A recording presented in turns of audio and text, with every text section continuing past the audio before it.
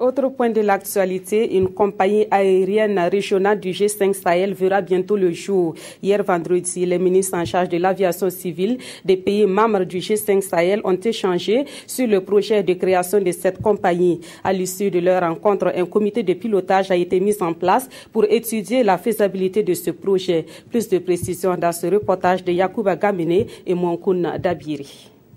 Ces signatures marquent un pas décisif vers la création de la compagnie aérienne du G5 Sahel. Les ministres en charge des transports des 5 pays membres de l'institution ont adopté une feuille de route pour la mise en œuvre du processus.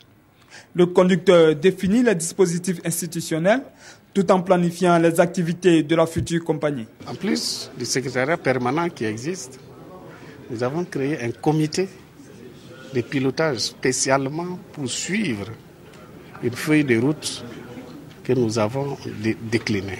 L'ambition, c'est de pouvoir agrandir pour répondre au vide laissé par Air Afrique. La création officielle de la compagnie régionale est prévue pour février 2017.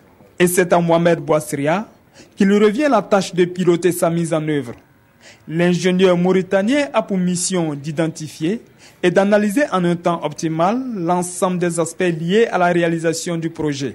Et même au-delà, en termes de connectivité à garantir pour l'ensemble des pays formant notre espace régional, mais également entre cet espace régional et les autres régions de l'Afrique et du monde.